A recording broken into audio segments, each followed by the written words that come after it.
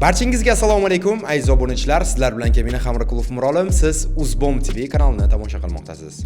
2025-yilning boshidan hozirgi kunga qadar, ya'ni oktyabr oyiga qadar O'zbekiston Respublikasining prezidenti Shavkat Mirziyoyev Miromonovich nimalar bilan band bo'ldi? Ayniqsa, sammitlarda qo'shni davlatlar o'rtasida nimalar o'zgardi? Keling sizlar bilan bugungi videorolikimizda ushbu mavzu haqida to'liq oydin yetkazib beraman. Bemalol joylashib o'tiring. Qani unda biz boshladik. O'zbekiston Respublikasi prezidenti Shavkat Mirziyoyev Miromonovich davlat chegaralarining mustahkamligi va do'stona qo'shnichilik munosabatlariga alohida e'tibor qaratib, mustaqillik yillaridan beri chegaralarni hududiy yaxlitligini va mintaqaviy barqarorligini ta'minlashda asosiy omil sifatida e'tibor berib kelmoqda. Prezidentning tashabbuslari tufayli O'zbekiston so'nggi yillarda qo'shni davlatlar bilan o'zaro ishonch va hurmat tamoyillari asosida chegaralarni delimitatsiya va demarkatsiya qilish borasida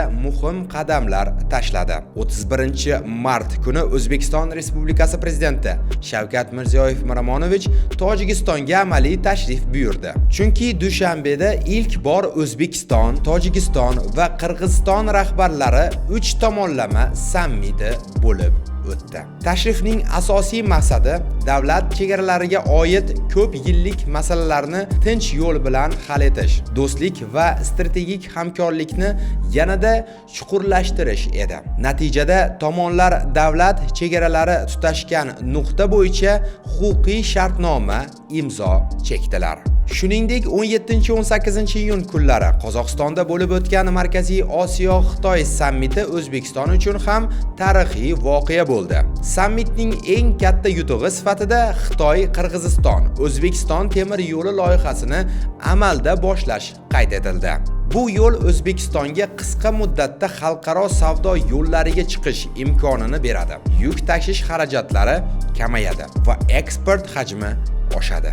Avgust oyiga kelsak, prezidentimiz 22-avgust kuni O'zbekiston va Turkmaniston o'rtasidagi do'stlik va strategik hamkorlikni mustahkamlash maqsadida Turkmaniston poytaxti Ashxabod shahriga rasmiy tashrif bilan bordi. Tashrif doirasida davlatimiz rahbari Turkmaniston prezidenti Serdar Berdimuhamedov bilan muzokaralarni olib bordi.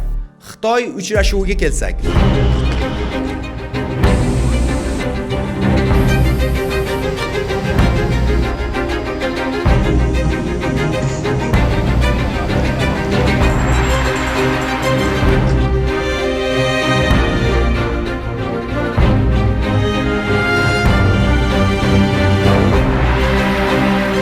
O'zbekiston Respublikasi prezidenti Shavkat Mirziyoyev Miromonovich Xitoy Xalq Respublikasi prezidenti Si Szinpinning taklifiga binoan 30-avgust kuni rasmiy tashrif bilan Xitoyga boradi. 31-avgust Tianjin shahrida Shanxay hamkorlik tashkiloti davlat rahbarlari kengashining navbatdagi majlisi va SHT+ formatidagi sammitda ishtirok etdi. 2-sentyabr Pekin shahrida Xitoy prezidenti Si Szinpin bilan ikki tomonlama muzokaralar o'tkazildi. Tomonlar sanoat, energetika, transport, qishloq xo'jaligi va yuqori texnologiya sohalarida qo'shma loyihalarni amalga oshirish bo'yicha kelishuvlarga erishdilar. Shu kuni Shavkat Mirziyoyev Miromonovich Rossiya prezidenti Vladimir Vladimirovich Putin bilan ham uchrashib oldi. O'zbekiston Rossiya hamkorligi dolzarb masalalardan biri deb bilamiz. Xususan, savdo, ta'lim va energetika yo'nalishlaridagi qo'shma tashabbuslar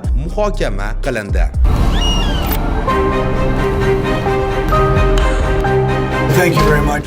O'zbekiston va AQSh o'rtasida strategik sheriklikni rivojlantirish hamda xalqaro maydonda hamkorlikni mustahkamlash maqsadida 20 va 25-sentyabr kunlari Prezident Shavkat Mirziyoyev Miromonovich rasmiy tashrif bilan Amerika Qo'shma Shtatlariga bordi. Davlat rahbari Birlashgan Millatlar Tashkiloti Bosh Assambleyasining 79-sessiyasida ishtirok etib, global muammolar yechimiga qaratilgan insoniyatni barqaror kelajagi yo'lida birlash tashish mavzusida nutq so'zladi. Shu orada prezidentimiz 6 va 7 oktyabr kunlari Ozarbayjonning Gabala shahriga ishchi tashrif bilan bordi. Tashrif Turk davlatlari tashkilotini navbatdagi sammitida ishtirok etish maqsadida amalga oshirildi. Tashrif yakunida prezidentimiz Ozarbayjon prezidenti Ilhom Aliyev bilan uchrashib, O'zbekiston-Ozarbayjon strategik sherikligini yangi bosqichga olib chiqish borasida kelishuvlarga erishdilar. 23-24 oktyabr kuni prezident Yevropaga tashrif buyurdi.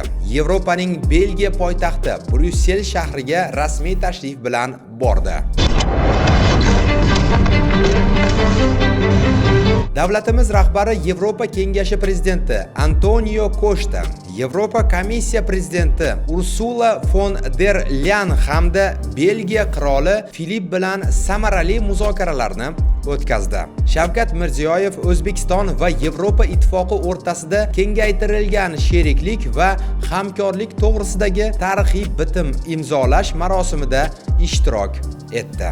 Tashrif davomida shuningdek O'zbekistonning Jahon savdo tashkilotiga a'zo bo'lishi bo'yicha Yevropa ittifoqi bilan ikki tomonlama muzokaralar yakunlangani e'lon qilindi. Shu tarzda 2025-yil O'zbekiston uchun strategik sheriklik va xalqaro hamkorlikni yangi davri sifatida tarixga kirdi. Prezident Shavkat Mirziyoyev Miromonovich Xitoy, Rossiya, Turkmaniston va Yevropa ittifoqiga bo'lgan rasmiy tashriflari mamlakatimizni global maydondagi mavqeini yanada mustahkamlaydi. Shu bilan videomiz o'z yakuniga yetdi. Hurmatli obunachilar, videoga like bosing va kommentariyada o'z izohlaringizni yozib qoldiring. Hali bu boshlanishi. Kelgusi videolarda ko'rishguncha.